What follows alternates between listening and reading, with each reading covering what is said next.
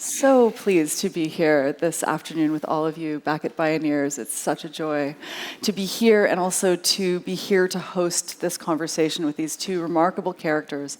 Part of what we want to talk about today is the world of the built environment and architecture practice. But in a lot of ways, the work that each of our speakers today have done is catalytic in terms of really working on change and transformation beyond just the problems that need to be solved in terms of just architecture, just building buildings.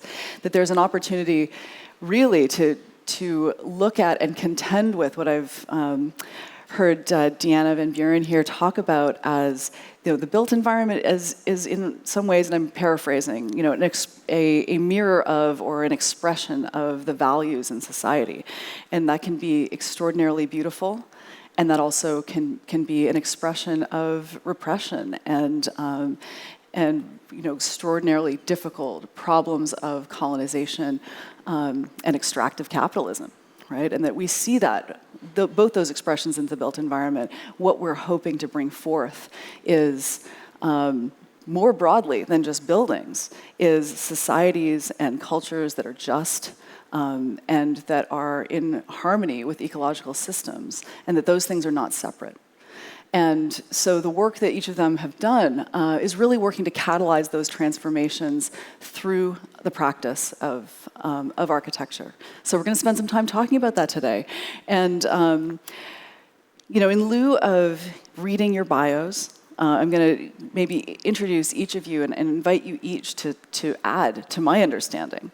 So we'll start with Deanna Van Buren, and you started the studio designing justice, designing spaces in Oakland, California, and started it in 2011, I believe, but based on work that you'd been doing and that she'd been doing for years in terms of really trying to bring the work of restorative justice into architecture. And what I am really, was very moved by hearing you speak in the past and some of the work that you've done around having worked in the traditional architecture industry and working on luxury buildings and all kinds of sort of standard forms of architecture where a lot of the money for the built environment goes. And so having done that work, that it did not resonate deeply in terms of how architecture really could be of service to people, not just the very wealthy, but to all people. And so, in the last, not just the last 10 years since you began that, but probably like the last 15, you've really crafted and honed your craft around working to bring restorative justice into the built environment, into the process of how architecture is made and programmed. So not just the buildings themselves, but how those buildings come about is one of the key threads. Can you tell us a little bit more about your background and your history and just riff with me a little bit on what brings you here? Sure, Dawn.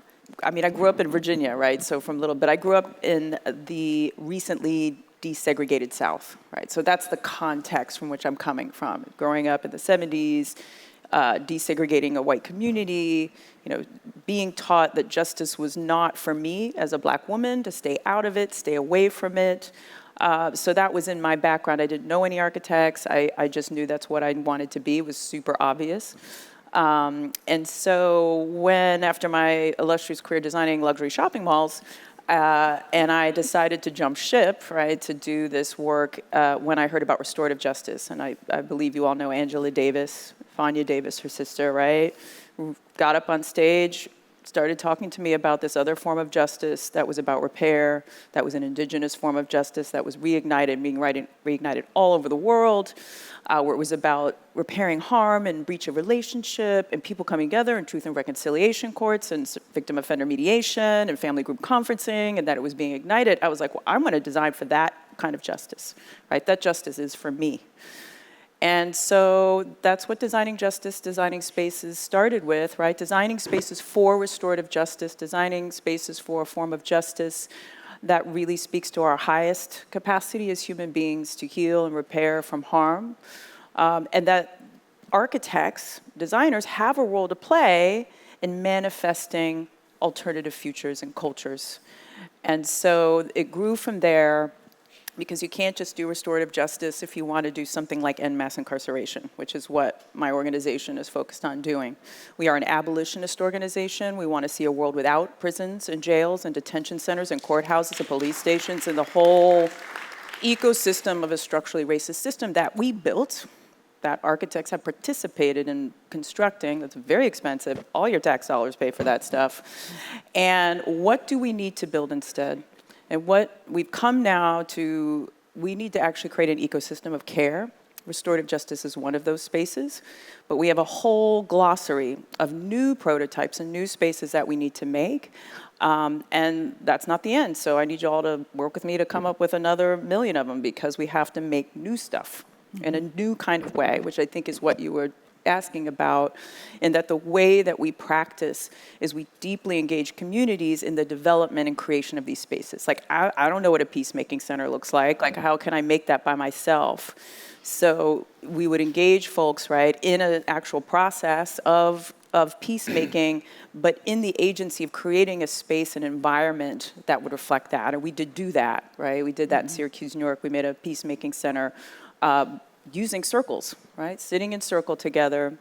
I called it the peacemaking palette, and we were able to extract from that, well, that's not a good word. I like to say code and analyze the data. People love to use data. That makes it all real, right? If you're being all woo-woo and want to make peacemaking centers, you have to use language like, we're coding and analyzing the data. But we used it basically to make a peacemaking center. And we continue to do that, right? We work with formerly incarcerated people. We work with currently incarcerated people and their ecosystem and their families and communities of care to imagine what kind of infrastructure do we need to build to repair harm. And we teach them, right? We co-learn together, right? We teach people about design. I think it's innate. I actually think people's understanding of the built environment is innate. People know it. If you give them the tools to imagine, radically imagine, they can come up with incredible things and lead that on their own. Yeah. Thank you, Deanna. And I want to keep pulling on that question of care and relationality, because we've talked about that. This is Jason McLennan, and many of you may have heard him speak this morning. So, in lieu of reading a lengthy bio for either of you, but for you, I've had the pleasure of having known Jason for a long time, maybe 20 years, and during that time have watched him evolve his practice and grow what he's doing, and not just in terms of having a design practice, but also catalyzing many other designers worldwide to set a much higher bar for green building, for what we kind of refer to sometimes as green building. And as a pioneer in that space over the last, I shouldn't use that term pioneer, it's a completely wrong metaphor, but anyway, as a leader in the space of bringing back a degree of thoughtfulness and care and place-based consideration into the architecture practice and industry, which is the default is so extractive. You've spent many years now really setting higher standards, working with others to create standards to catalyze many, many other buildings that all over the world. And one of the things that we've been talking about and that you talked about this morning had to do with how in so many ways we can talk about green building purely from a technocratic materials lens.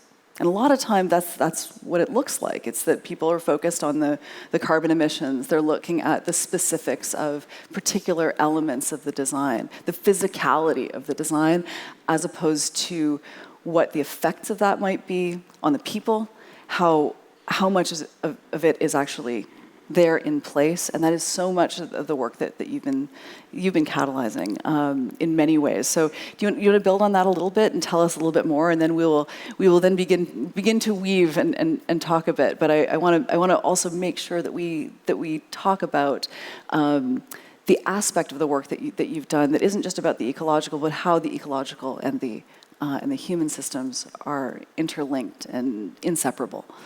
Well, I'm enjoying hearing you talk about it more than hearing myself talk about it. and I already spoke earlier today, but no, I'm delighted to be here, and especially to have an opportunity to get to know you better and learn about your work. My focus, of course, has been on primarily the environmental impact of the decisions we make around buildings, but you can't get into that in any authentic way and not understand that it's about people as well. And so the deeper you get into regeneration, the more you realize that the barriers to change, the barriers to regeneration are all in between our ears and the way we think and the stories that we tell ourselves. And that's been a real theme here today as well. And so the ironic thing is that I talk about living buildings, but our buildings are not actually alive. They are actually more like, it's not the dam, it's the beaver that is the hydrologist. It's not the building, it's the people in the buildings. Mm-hmm. But our buildings are these sort of manifestations of our values, as you were saying, as the things that we believe are important, our needs, our desires, and they're the biggest things that humans build, our buildings and cities. So they take the most stuff, and they have the biggest legacies and the biggest impacts of the non-living things that we're surrounded by. So it's where a lot of the action is, but it's also not the action. And I think a lot of architects overstate the importance of architecture, and a lot of other disciplines misunderstand or underplay how important architecture is as a form giver for our values and so many things. So I think that this next evolution of green building, as it were, needs to actually get even broader than it's been. When I started the LBC, and I looked around at LEED, I looked around at programs, it always amazed me that there was almost nothing on human health. Mm-hmm. Originally in the programs was a little bit on indoor air quality, and there's nothing on equity. And so, the first equity criteria ever in a green building program that I could see in a meaningful way around the world was the Living Building Challenge. Mm-hmm. And I was shocked that how could this be the first? It's like, what's wrong with us? And we weren't experts in how to do that. We still aren't, but this needs to be a much broader discussion than we've been having. Mm-hmm. Which brings us to here, to this conversation today, exactly. Because one of the things that's so tricky about equity in a very measured, technocratic kind of space is that it's not, you can't stick an equity sensor in the wall and kind of be like, here's, the way that you can do with CO2 monitors and things like that. Yeah, absolutely. But I would love maybe for you to tell us a little bit more, Deanna, about some of the work. Maybe tell us about one of the projects, because we're talking about these questions of equity and how they kind of find form in particular projects that you've worked on. We've talked about some of the things that you've done in Syracuse that brought you to the work, perhaps. You can talk about Detroit. I'm also reminded, just from what you just said, Jason, the sort of broader piece. Some of the lens through which we're looking at our work are using the vital conditions of well-being. I don't know if you all have looked at that framework. And also social determinants of health as a way to start to plug into that ecosystem of thinking. But in Detroit, the project we have there, so we are also real estate developers, right? So we're architects and developers. And so we've got our first project in Detroit.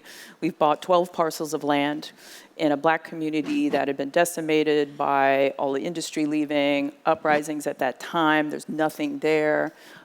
We started a catalytic project there called the Love Building, which is under construction, will be open later this year. It'll be not the most sustainable environmentally, but it'll be the most accessible building in the country for folks with disabilities. So that will be great. That is also part of sustainability. But we've been engaging the community, right? Throughout this time, we started our Designers on Deck program where we train local community members, in this case, systems impacted people who are from the community, to lead the community engagement on the ground. We're doing pop-up to permanent, but we were also able to work with biomimicry for social innovation. I remembered it, right? So we bring them in early. We do workshops with the community where some of the workshops we're talking about the environmental sustainability goals of the project, but also the uses and the things that they need. Like, folks don't need your social service provider, right? So the project will have a restorative justice center that will bring all the restorative justice practitioners in the city together to amplify that as a use. They'll have a theater that shows underrepresented demographics in the theater. We'll have a worker-owned factory where folks are getting trained in a vertical sewing industry, so a restorative economics piece into the project. So we're always looking at the economics piece of it, the justice piece of it, getting people daily needs, yes, the environmental piece, all kind of coming together. And I think that, we have a concept, we're looking for co-developers, we're raising money, we're doing all the financing, but those are the kind of restorative reinvestments that Black communities need who have suffered from mass incarceration, suffered from centuries of oppression, and the building has got to be regenerative, right? These are the communities that need it more than anybody does. So that is the goal, right? These are the kinds of, so we don't invest in the criminal justice system. You don't need to build the 300 million jail, which we did actually fight the building of that in Detroit. We lost. We will keep fighting. And invest in projects like this, right? And we're struggling like how to finance them. I'll be transparent. Like, how do we pay for that, right? We want to collect rainwater on the site. We want to do a lot of things. We want to have solar. We designed it to do that. How do we get that all paid for? When the performance is not stacking up as it is, right? We can't even get, so it's challenging. It's challenging for us. Mm-hmm. And we're not a highly capitalized developer, right? We're not a deep-pocketed real estate developer. We're little junior developers trying to do big things. Yeah, it's one of the things that we talk about and that is really challenging here is that we know now, right? I mean, there's so many beautiful demonstration projects of green buildings, living buildings, in so many ways, but the accessibility to those buildings and to those that type of access to knowledge is still a limitation. Right, Jason? I mean, it's like, how do you see even more of what this community has catalyzed? I don't know if you have answers to that. Well, or I want to know examples. if I can help. I mean, let me know if I can help Yes, now that you can, we're meeting Jason. each other. You can. That's what I thought. I was like, believe I'm a little vortex, so you're in trouble. There are some tricks. There are some tricks we've learned that over the years of how to make things affordable that people start out thinking it's not affordable. Right. And buildings are expensive things. I mean, they just are. And so there's a decision around where you spend your money, and sometimes there's trade-offs that can be made that maybe don't seem like trade-offs at the time, but actually can be benefits when they're recast a different way. And there's different types. Certainly there's a lot of projects we're doing now where we're getting solar on projects and there's zero capital cost because it's getting financed by basically a power purchase agreement where you're going to have an energy bill, so you finance it through that, and that's one example that might be an option to get it net zero and lock in a rate that may be beneficial over the long term. In addition, of course, it's always better to have no energy bill and own your own solar, but that capital cost is real then, even though it's smaller than it used to be. So, but there's some tricks, and maybe we can downsize the mechanical system and make the building more efficient and more healthy in other ways instead. So yeah, if we can help. But I mean, I think to me, any budget you can be greener than you are. There's always something you can do, and certainly it's always easier with money, even though people with money often spend their money on something else anyway. But there's always something that you can do, and we've certainly done very modest, economically very modest projects that have real high performance, and we've also done obviously ones that are much better funded. And it's not that one, and that's not necessarily always easier. There's always sort of different baggage. It's just different baggage, different hurdles that come up depending on the project type. So anyway, yeah, I'll help if I can.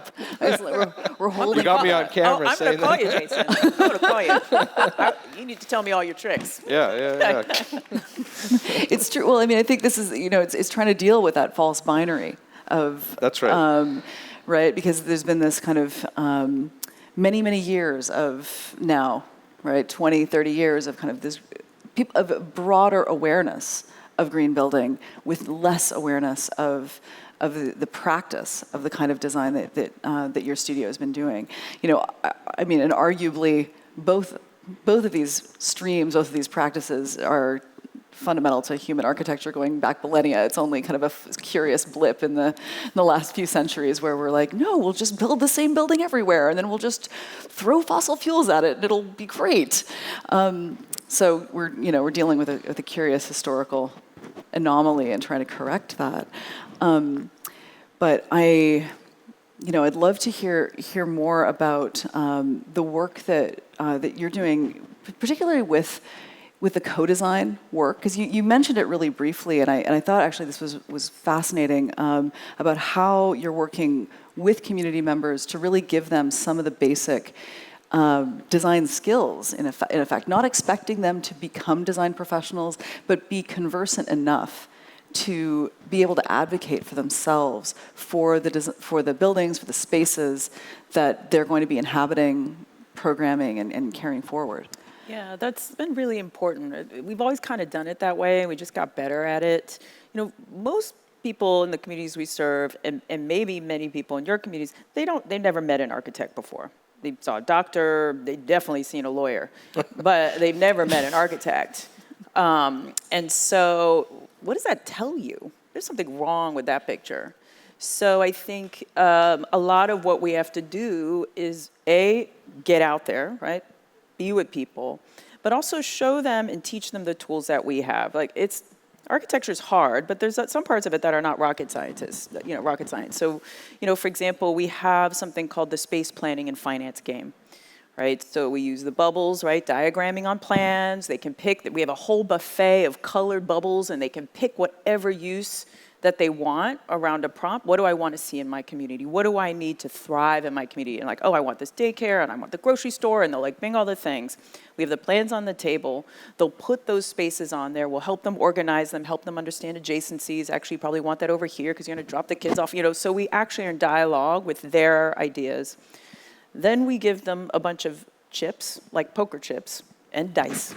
They roll the dice. They get chips. The amount of chips they get are based on different financing streams, and they have to figure out how they're going to pay for their idea. And I've seen people go crazy, I need more chips. I need more chips. So you don't have no more chips, And so it's fun, right? And they learn about financing. They learn about architecture, right? We build models with people, sometimes full-size models, And so I think that they're learning about how it works, what are the considerations, and really contributing in a very meaningful way for us, right? So we're getting information for the design. They're learning about what we know. They're bringing their expertise from community, just an expertise exchange, right, through that creative process. And what has also, I've found, is that the creative process of design actually helps people process trauma. I've seen them do it. I've seen them both shift from a rigid mindset, right, this is how it has to be done, into what's called elastic thinking, right? So they're opened up to new ideas, and I've seen people process trauma. That's something I had to get a little better prepared for, right? Tears, right? People moving into that. So the imagining of alternative futures is one way people can actually begin to heal, and that is not something I ever thought architecture could do or would do, but it is that process that enabled that to happen.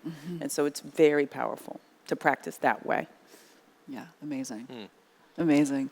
And a lot of those practices then also get carried forward and hosted in the buildings that you're, well, not the practices, but related work around peacemaking circles and restorative justice processes in these spaces. Yeah, if they're meant for that, and then it's interesting, when you create space for restorative justice, it actually expands, right? So the Syracuse Peacemaking Center was meant to bring Native American peacemaking practices, Navajo specifically, into a non-Native community for the very first time in the United States. So elders in the community were trained to moderate quality of life crimes. So you stole my car, you stole my purse, da-da-da. But what's happened is because we designed it with the community, including the acquisition and location matters, it has now become actually a community center. They're running more circles. The school is sending their most difficult cases. People are having their engagement parties there, their baby showers there. The kids come around all the time to hang out. Like, it's just become so much more that the peacemaking process was its initiating. But actually, peace and safety gets created through social cohesion and relationship. And that is what that place is doing in the community. Right. Now, it's not just the place, it's obviously the programs and all the things, but the place is a significant component of that. And that's so exciting to see. I was just there, my God, on Monday.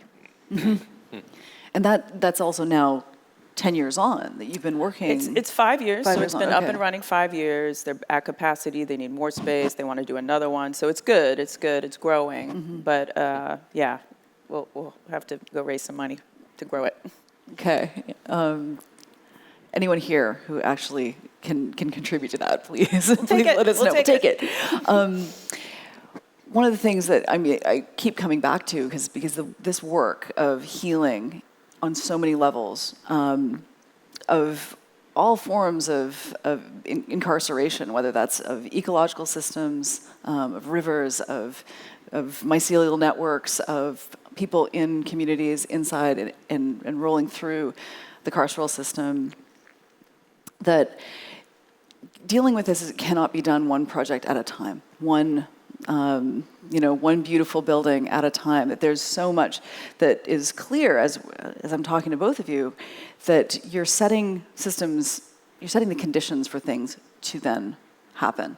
And, Jason, we were talking a little bit about some of the work that was done in Aotearoa in New Zealand that was not the work of your studio per se, right. But it was work that was done that, because it was through the context of the living building standards and structure, that it enabled communities there to be able to then communicate with the industries, to be able to reflect what they needed. Can you tell us a little bit more about that project? Yeah, no, I showed the project earlier this morning that is on the North Island, and it's a fascinating project, fascinating place, and if anyone's ever interested in learning more, there's a feature-length documentary on the project called Ever the Land. It's a few years old now, but it's really fascinating. And it talks primarily about how this community began to come together and how reconciliation changed the community. And the building, again, is this sort of backdrop or form giver. It's not the story, but it provides space for a story, and it's a thing that you can use as a device, right? And that's essentially what you're saying as well. And so early on when I launched the Living Building Challenge, I launched it in 2000, wrote it in 2005 primarily, launched it in 2006. And not that long after, I got invited to speak in New Zealand and Australia. And so I went and did this multi-city thing, and here's what a living building is, and did, talked about it all. And for whatever reason, there was a group in the crowd in New Zealand that it really resonated with, a bunch of architects, and they started talking about it as how this was a framework that was beginning to make sense for them. And they had just been asked to design with the Tūhoe this new amazing facility, and they shared it with. The chief and members of the clan, and they resonated with it immediately and said, "Oh, this is another way of saying what we believe," and it became then a really useful tool for the architects and engineers and builders and the Tūhoe to talk about the values and the goals and the vision for what success would look like if they could build a building that would embody who they were in their relationship to the land. Mm-hmm. And so that was really kind of cool. and so, yeah, the living building became a rallying cry. Mm-hmm. And the whole community got involved, literally, I mean, they made earth blocks. The community made earth blocks together, and there's some great photos sometimes I show of people from the Tuhoe making earth blocks that were the walls of the facility, and you had that happening as well as you had a lot of sort of big glue laminated timbers from New Zealand forests that were brought in with, big equipment. So it was this high-tech, low-tech sort of, centuries-old way of doing things and modern ways of doing things coming together. And it actually was the first living building in the country, which is great. Now there's several other living buildings in New Zealand, and there's a whole group there that does the stuff. And it was inspiring to be part of that, and just to play kind of a troublemaker role, as I call it, to put a seed out there and then see something grow. And we brought the chief, Kirsty Luke, to Portland for Living Future, one of our conferences, and it was great to hear from her about how it's all been transformational for them. So, yeah, and I mean, Deanna, you were familiar with some of that same work over there, right? There's a kind of a thread and connection to restorative justice and various forms of reconciliation, so-called processes around the world that you kind of found yourself in the slipstream. Yeah. I also married a New Zealander, so that kind of made it part of my life. And also started to connect to Maori people there, learning about how restorative justice was being ignited in that country. I think they have no youth incarcerated at all, unlike our country, because they use restorative justice, and it was the Maori people who really catalyzed that, led that, and then the rest of the country listened to them and started to adopt it. So, and it's really one of my inspirations was seeing the change. So when they first invited me over there, I would say that New Zealand was just beginning this journey. I mean, it was not. They were working on it. And that wasn't that long ago. It's really not that long ago. And then when I went back about a decade later, I was shocked in a good way at how you had all these Caucasian people speaking the Maori language in meetings.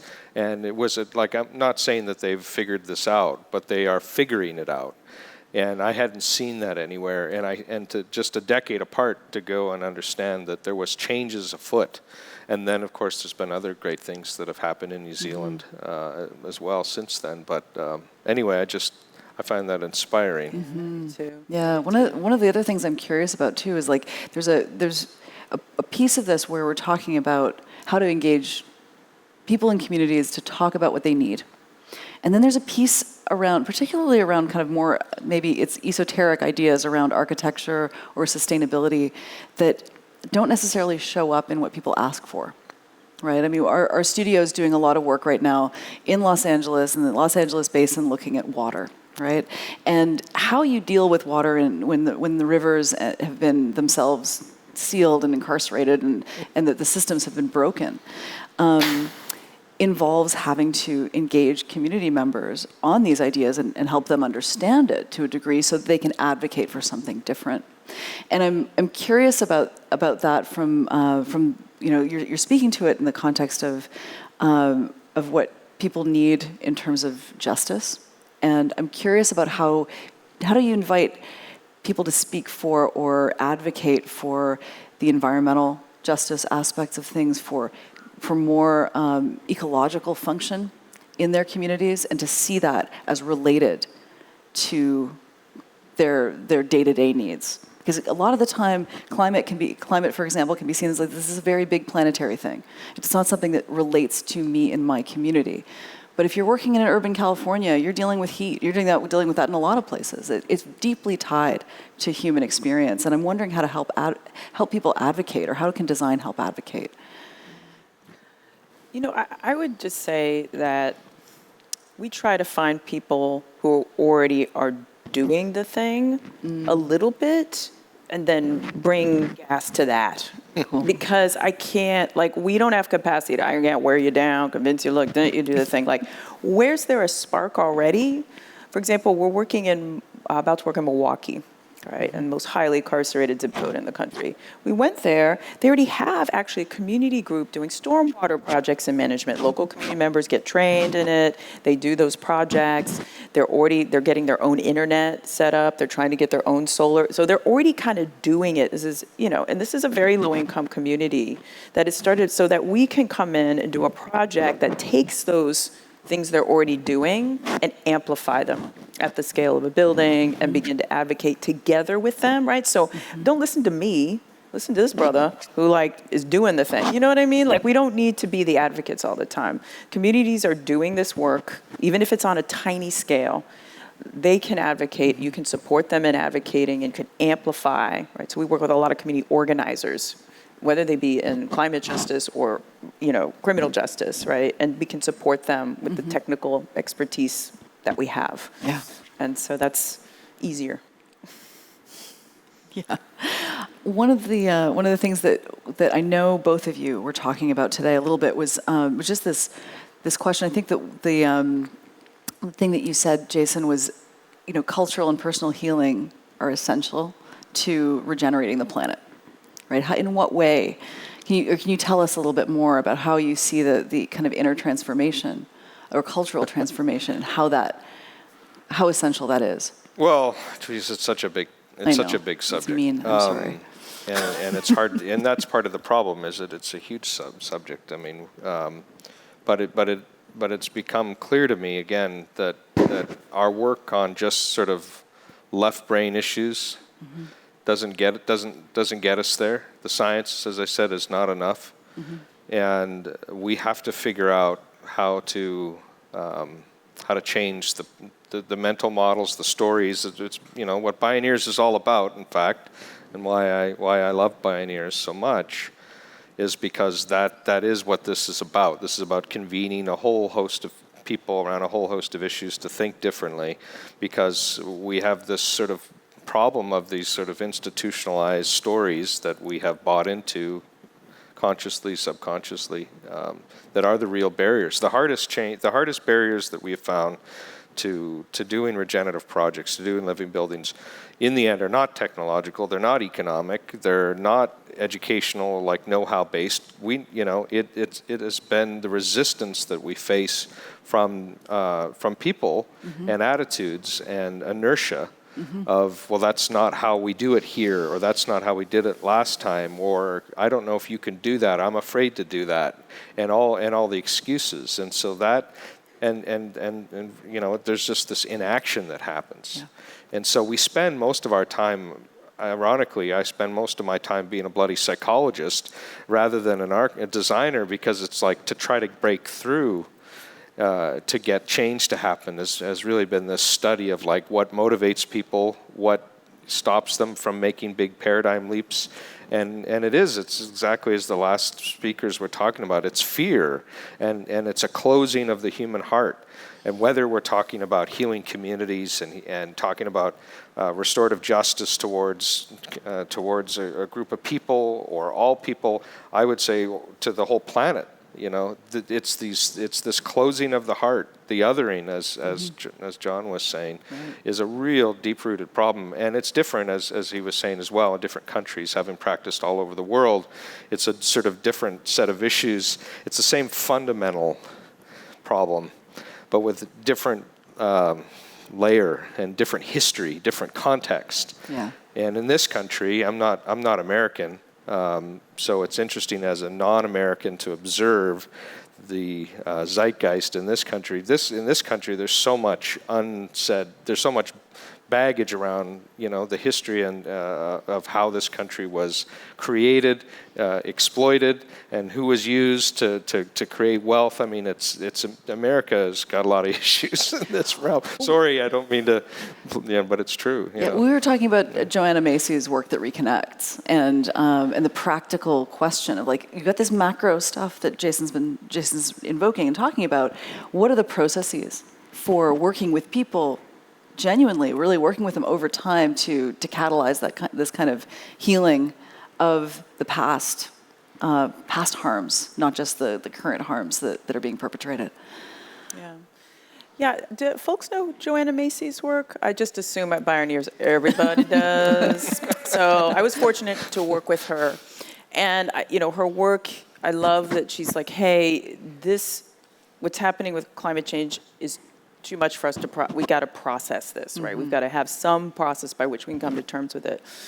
I was then part of a group where that same process of, moving through honoring our pain and seeing with new eyes, like all of that was used to address historical legacies of slavery. So same process, 15 white folks, 15 black folks in a room for a year, spending an entire weekend every month just to do that work, using that same process, one that was used to deal with, what's happening on the planet from an environmental context to one being used to address, a mass historical legacy that is with us to this day, as all history is happening right now, unless we heal from it. It was powerful. It was hard. It was hard work. It was hard work. Yeah. Yeah.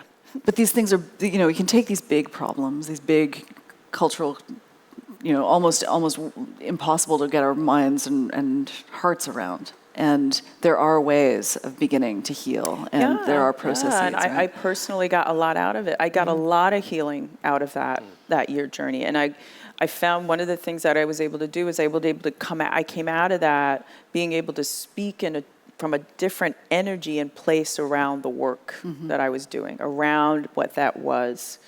And as hard as it was, I highly recommend doing it because the healing piece is so important. I'm a more healed whole person, so I can heal more. I can help heal others in the world, right? If I'm not healed, I can't do anything for other folks. We do a lot of this, like being the wounded person, trying to help those people, and then you just make a mess. So I was grateful for the difficult year, but it was well worth it. So good. In a few minutes, we're going to invite questions from the folks here in the room. But before we do that, I wonder if either of you have questions for each other, and I'd give you some space to do that. Okay. Put us on the spot. Do it, Jason. What you got? Well, I want to know how we can work together, and I don't just mean that specific project, but we haven't crossed paths, which is always remarkable. No, I don't hang out with architects, Jason, very much. No, I don't like they're them. trouble. They're trouble. I don't like them that much. I say that all the time, so this is not new information Yeah, for but don't people, forget, you're an architect. I know. I guess I'm just with the wrong people. I don't know. But I think there is. Here's what I want to do, Jason. Here's what we got to do. We need a living building in a black community that has been disinvested. Yeah, I agree. We need that. Yeah. We need it now. I agree. You need to help me make sure that happens. It could be the Detroit project, on World Kerr. Yeah. It just needs to be somewhere, and we have to start. I don't want to see those I've been to living buildings. They're amazing. The Candida building, oh my God, blew my mind.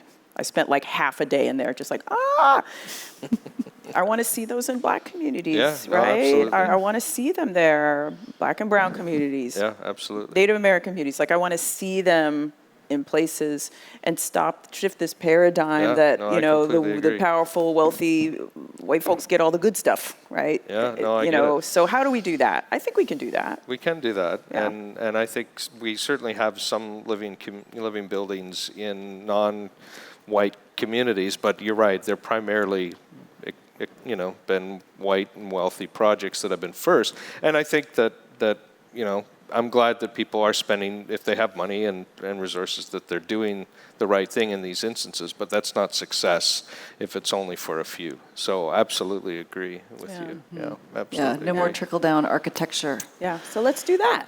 All right, let's do that. Once it's spoken, it's manifest. Yes, exactly. Any other questions for each other before I open it up? Well, I know the American context quite well. I've traveled a lot, lived in many countries, but Canada I don't know. And I'm really curious about what is happening now in terms of the reparations there around the First Nations people and where folks are at with that. And particularly as it relates to sort of healing, built environment work? Like, what is happening there that, is relevant for this intersection that we're talking about? Yeah, I mean, I'm born and raised in Canada. I've practiced and lived longer now in the United States, but all my family's in Canada. And I think that in terms of that issue, Canadians have been in denial for a long time. I think that there's this sort of Canadian identity that we are this, gentle, loving people that, is more peaceful than our southern neighbor and more with it. And there may be some truth in that, but it's not the truth. And I think that Canada has been in this sort of state of denial of the fact that when it's come to the First Nations people, and many others as well, but in particular in Canada, the First Nations have been wrongly treated by the Canadian government and by Canadian people for a long time. And it was not a surprise to anyone with their eyes open that so many children were found across Canada. That's not a surprise. That's what they've been saying, that their children were stolen and they disappeared. And it's shameful that my country took so long to say, oh, there were these children. Well, they've been telling us that, but we weren't listening. And that's a painful reality. So I think Canada, I hope, and I am seeing signs of it, is going through this process of reconciliation. It's going to be many years, but it is starting to happen.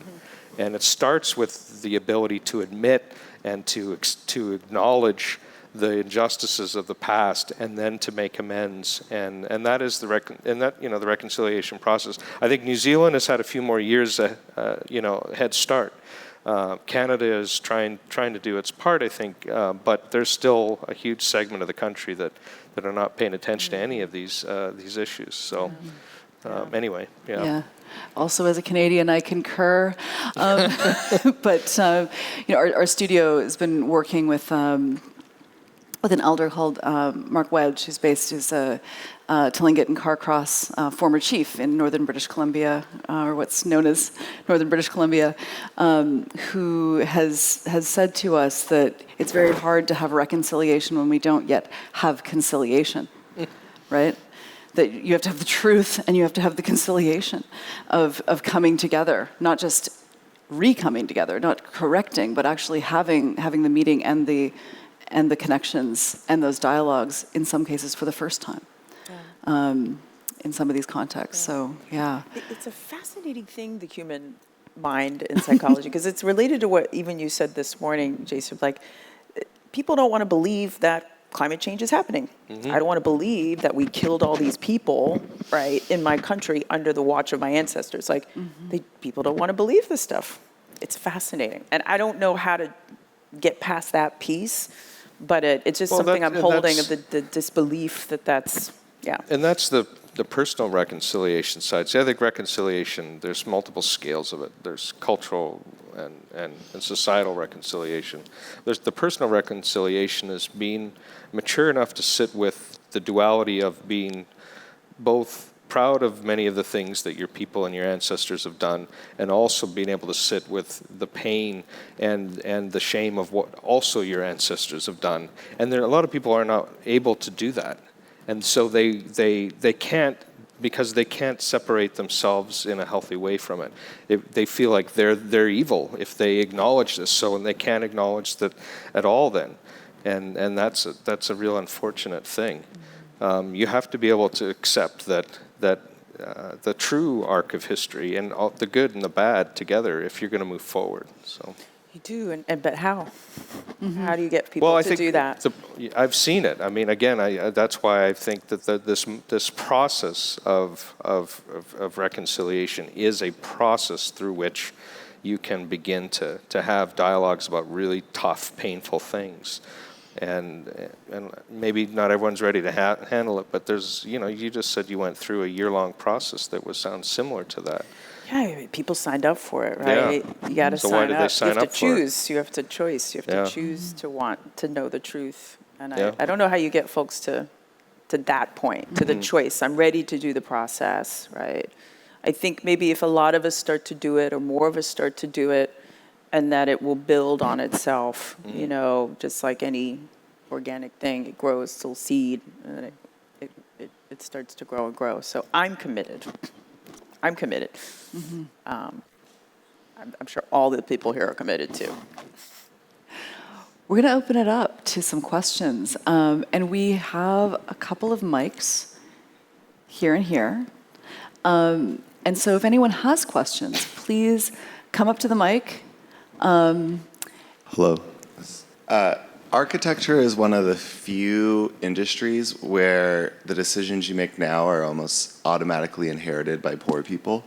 Like, you build a new house today, that new house is probably going to be bought 30 years from now by a lower income person, which is why they tend to deal with things like lead and those sorts of things.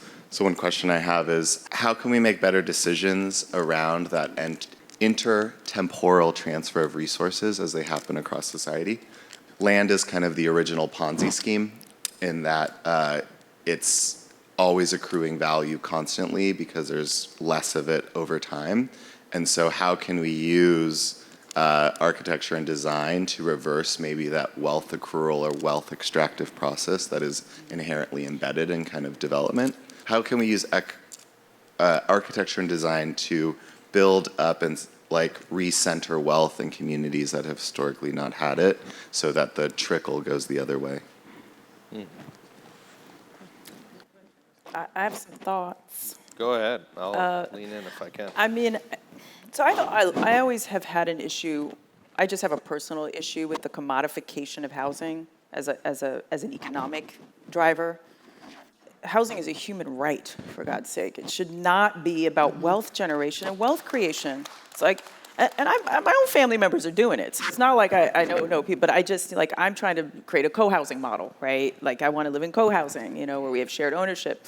So what I am seeing, and we are working for Black land trusts, right? So Black folks coming together, we see brown folks doing this, people coming together, like, we're going to put this property is collectively owned into perpetuity. Now, that's not going to be a big wealth generating choice, right? That's going to be, though, it's here. It's ours. It has to stay like this for future generations.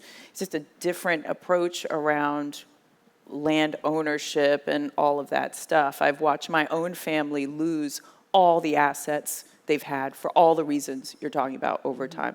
We're also seeing, like, stuff that used to be before folks now is expensive, right? Like, I can't live in Stuyvesant Town in New York, right? Like, there's this, like, inversion happening, this constant displacement. Constant shifting, displacement. Oh, we're made this for you guys. Now we don't want to live there. Now we want to come back, pushing you all out. When's it going to end? It's going to end when Black folks own the land in a way that's equitable and sustainable. And the exciting thing is I'm seeing it happening a lot. I see it happening a lot. I'm in my own Black Women's Freedom Circle. We're looking to buy property and do that, right? So it's collectively doing it together, getting the social agreements in place. This is how we're going to operate, where that takes time. It's like slow development, I guess. There's a great cooperative in Jackson, Mississippi I've been to many times. I think it's the New West Jackson Cooperative, cooperatively owned, very low income community. I mean, folks can't read. It's that, but they've pulled together, they're owning the property together, they can't be moved, you know? So there's ways that I see it happening, but it's usually through collective ownership.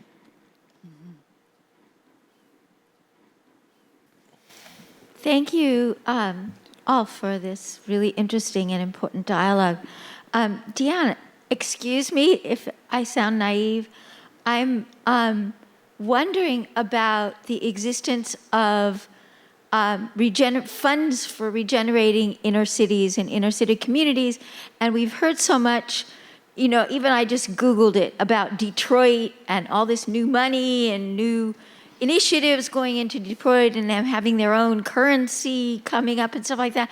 And my thought is, isn't there a lot of funding, or isn't there a government source or funding to regenerate the inner city communities and for you to have access with your project in Detroit? And that's just where my thoughts are going. And Because we want to see it funded. We want to see it happen. Yeah.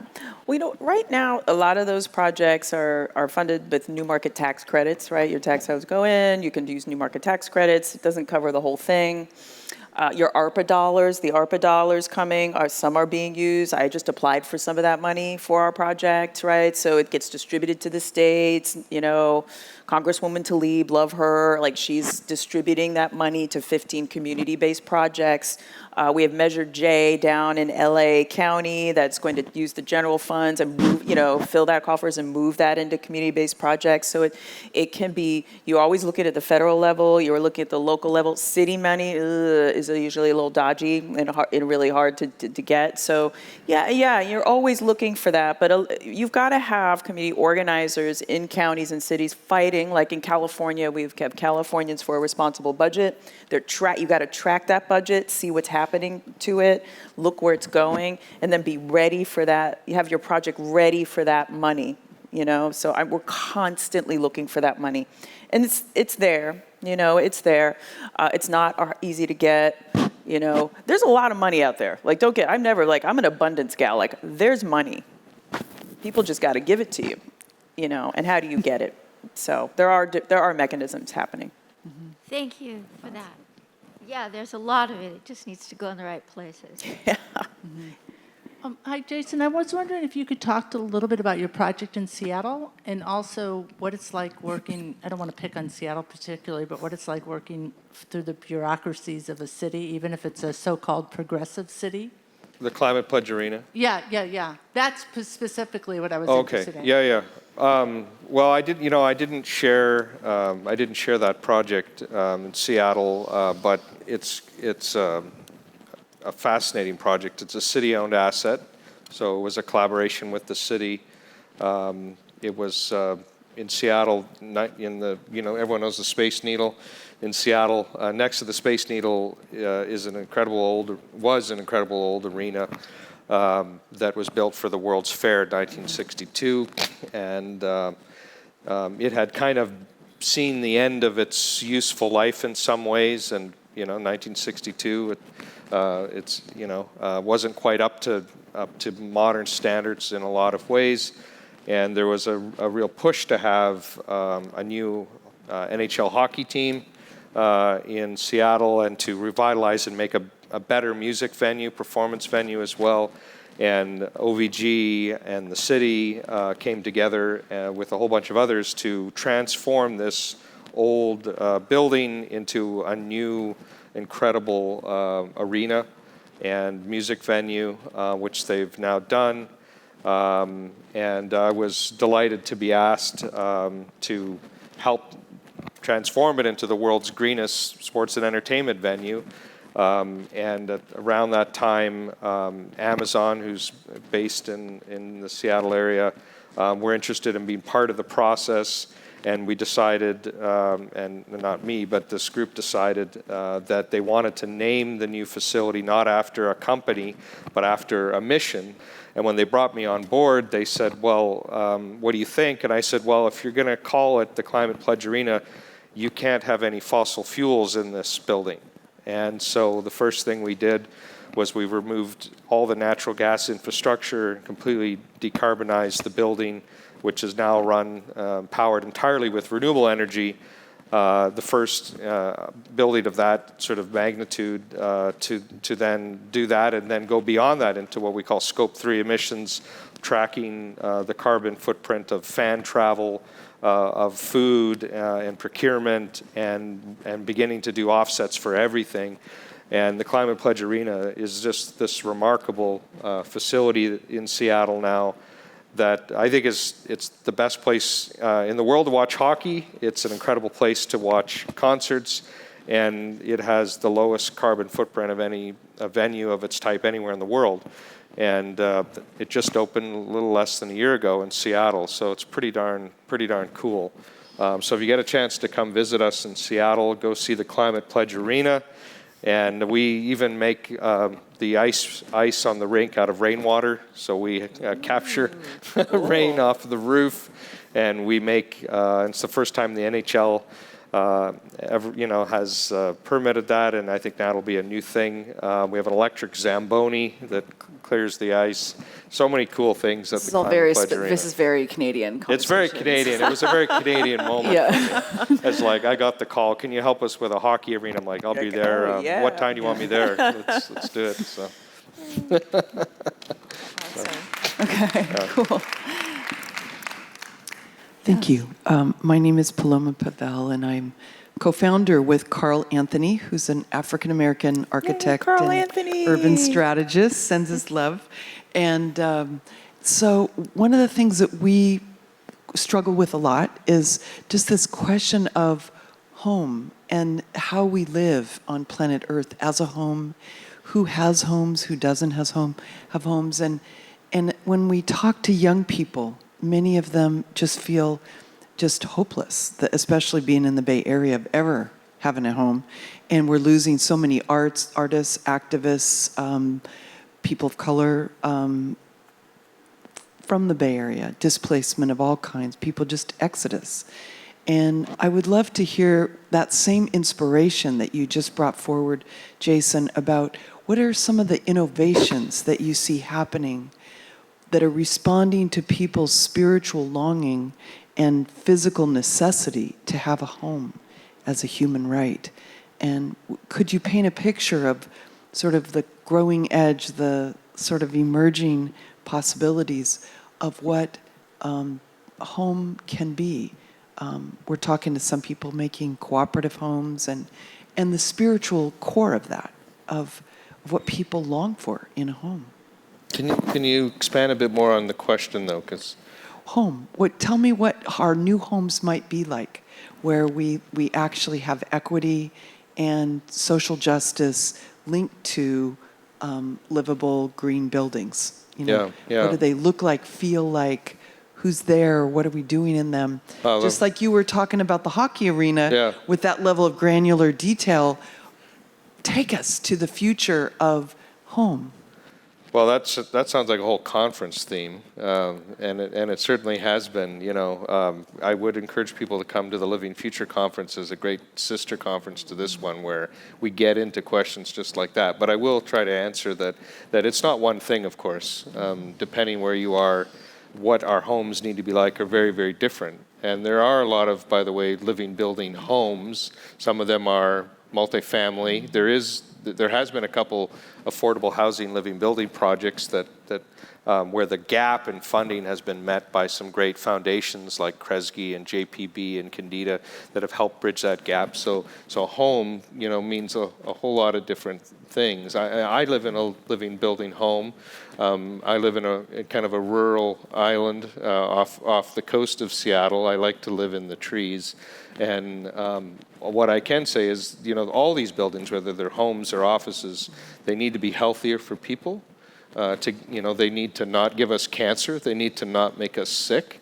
They need to not have legacies upstream and downstream that make other species sick or other people sick in a poorer community, which is often the case where our materials are made in one community and the pollution harms those people, and then the wealthy benefit from the product itself. That's not a living building. So there's no redless chemicals. The indoor air quality is better. This is what we need. And to the gentleman's question, we need homes that also last not 20 years or 30 years or 15 years and fall apart. Whatever our home is, these are homes that should be passed on to the next generations. They need to last for 100, 200 years and be repairable and be built with real materials, with craftsmanship that lasts, that people love, that are beautiful, that people want to repair. So it's all those things, and I don't know if that's what you wanted me to talk about. I think it's part of it, and I would love to hear Deanna speak to the racial spatial apartheid aspect of belonging in one's home and being not sort of living in a box in these nuclear families. But I think young people are reaching towards community and cooperatives and living in different ways with each other. Was just in Boston, where multiracial communities are talking about urban monasteries, where multiracial folks are coming together and having a kind of spiritual ordering of the day. Deanna, do you want to speak to that? First of all, hi, Paloma. How you doing? Good to see you. Yeah.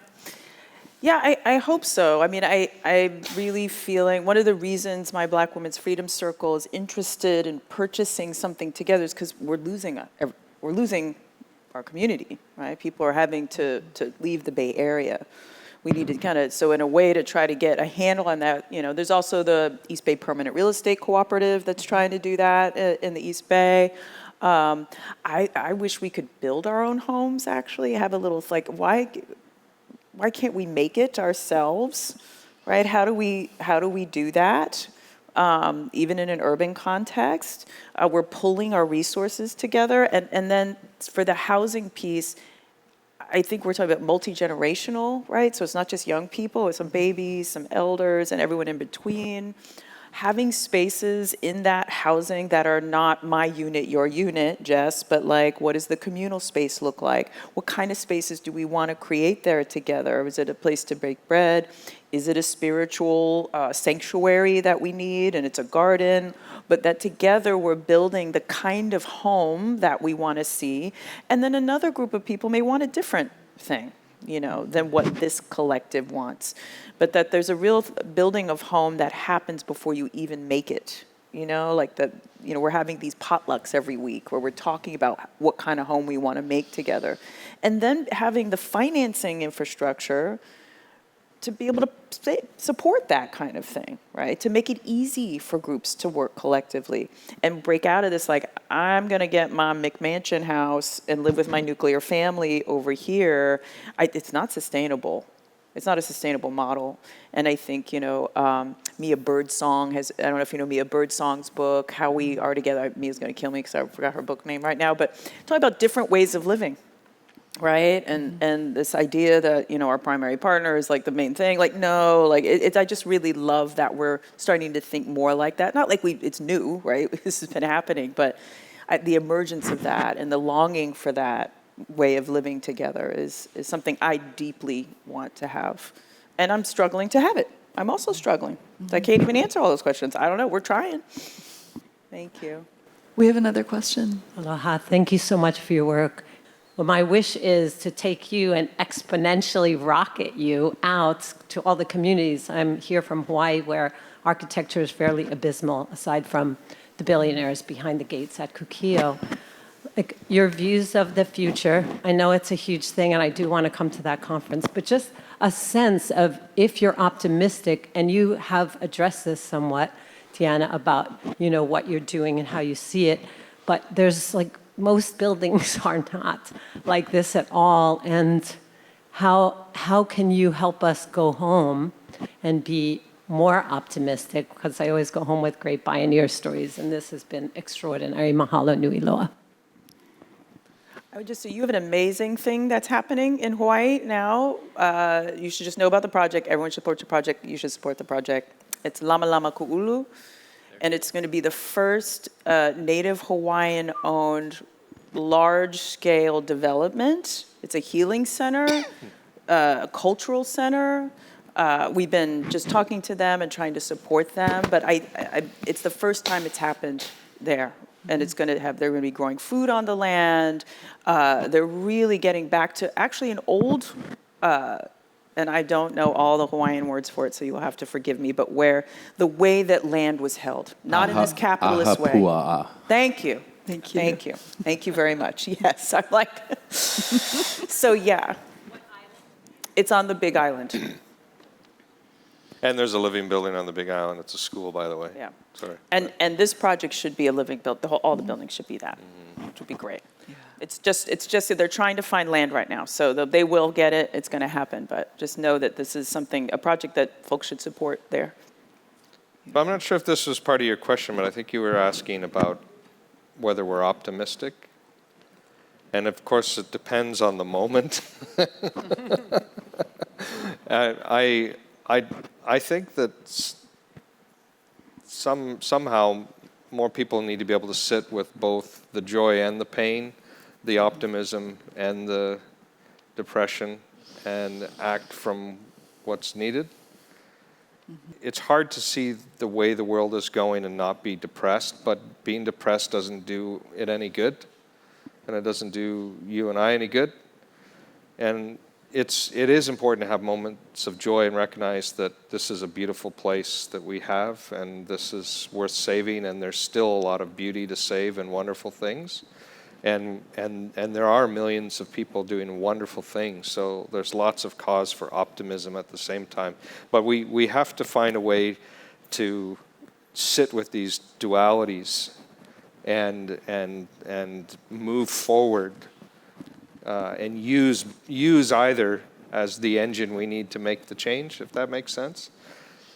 And if you dwell in one world or the other, that's not the real world. You know what I mean? And when you dwell only in a place of depression, you just bring everything down. And when you dwell only in optimism, you gloss over the things that need to be hard. They're both seductive delusions if they're everything. Yeah. We have another question. I had a question for you both. It's kind of two sides of the same coin in some ways. That comes back to materials as far as going towards regenerative design. For me as a designer, regenerative is something that I'd love for us to look at it being the unobtainium. In some ways to the fact that it's something we strive and reach for. And once we get close, we should move the bar further. And I think you've done an amazing job at that in so many different ways.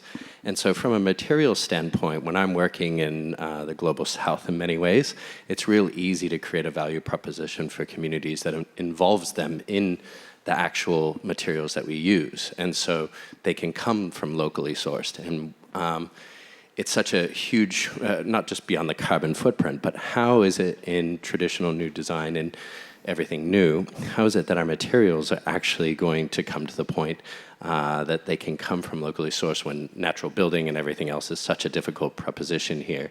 So what do you see as the future for materials that can actually be part of the value chain for local communities? And secondly, in that same space, for either of you, is where we go from here to make it just as sexy as new design to repurposing all the empty space that's out there. And there's just so much empty buildings in the universe and so many people that are homeless. It's just such a mind-blowing feat that we, it's just way less sexy to put new walls and paint on something than it is to have an amazing new building. So those are just two things. So, I mean, I think old buildings are sexy. Sometimes they just need a little help. We do a lot of work of taking old buildings and bringing them back alive, and they often have great if they're depending on the era, they have great materials, or they might have craftsmanship embedded in them that are not found, But I think that giving new life to something old is an incredibly powerful and wonderful thing to do, and we just took an old it was a 1970s building, so not like a really old building, but it was also at the end of its life. In this is a project I did in Atlanta, Georgia, and we were hired by ASHRAE, who's the American Society Heating Refrigeration, blah blah blah, incredible organization, and they bought this energy hog, old, dilapidated 1970s building, and they said we want to make it a net zero, top of the line office building to show that you could take this whole era of buildings that we built in the 60s and 70s when we didn't care about energy, and we can make it energy efficient, we can make it healthy, we can make it beautiful, and that's what we did. And last week we got one of the state of Georgia AIA honor awards for the project, showing that it can be sexy. So that's kind of cool. And yeah, I mean, I don't know, we love working with existing buildings, and because you're totally right, there's this huge, we can't just build new all the time. That's not going to work. So we have all this amazing infrastructure. But what was the first question? The first part was going into local materials and how being part of the value chain for local communities is easier for my work in Central and South America or Southeast Asia. It's super simple to connect really poor communities to the process, and they get to reap the benefits. Where here, how are you connecting with the materials for the buildings that you're building new and how does that get to be regenerative in a standpoint? Like we don't really manufacture a whole lot here, and so at the end of the day, so much is coming from elsewhere. And How or can we steel build or a glass. restorative value chain for materials locally and have that really start to feed these buildings? And I think that might be a question for both of you. Yeah, I'm happy to follow. I mean, it's another whole conference, right? Like that, the whole subject around local materials. And I mentioned the Tuhoe project. They built their own earth blocks in that project. And, you know, we try to use local materials, and LBC, as you know, encourages as tight a radius as possible. And yet it's hard because, as you point out, we don't make as much as we used to in a local economy. So how do you begin to figure out, well, what can we make again? What can we salvage and reuse? We love salvaged materials and finding new life for things, and then working as close at hand, not shipping things from all over the world. And you know, there's a lot of opportunities to do that. I'm not sure if I'm getting at all aspects of it. No, but you're answering it. But and since we only have a couple more minutes, I want to really maybe hand the last word to you, and you can take this where you'd like. But you know, I think part of the question was tying the kind of the bigger question of the built environment and how that ties to these other systems of economics, and so much of the work you've done around trying to program for restorative economics in communities as well, that kind of make it bigger than just the buildings that you're designing. Man, you gave me the last thing? Yeah, That's you not got it. right. That's not right. Okay, I'll say what I can do. But yeah, I just think that, and we've touched on it, and it's something we're really trying to expand to do, is it's not just you can't just talk about environmental sustainability. You can't just talk about social sustainability. You have to talk about economic justice. You have to talk about food justice. You have to talk about policy, all at the same time. Right. All at the same time. And how do you build your own capacity even to engage in that conversation? What are the processes by which we do that?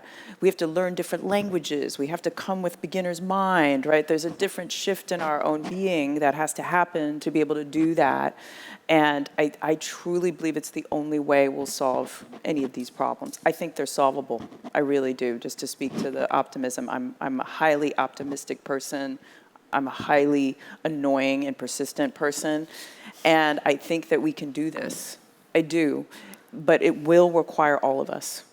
You know, it will require, and never looking at somebody like they're the bus driver, they equally have a gift and a contribution to bring to the table. It's never been a good idea to exclude anyone from that process. It just requires, really, the ego is mighty, y'all, a mighty little thing. We have to check it and move it aside, and know that everyone has value and has something to contribute. And if we can do this multidisciplinary work, which is also why I love Bioneers, we will solve these problems. Maybe not in my lifetime. It doesn't have to be in my lifetime or our lifetimes. Just know we're designing for 7 generations out all the time. Thank you to these very persistent, lifelong troublemakers, Deanna Van Buren and Jason McLennan. Thank you. Please, hands together for you, and thank you for your time. Thank you, Dawn, for your for attention. moderating.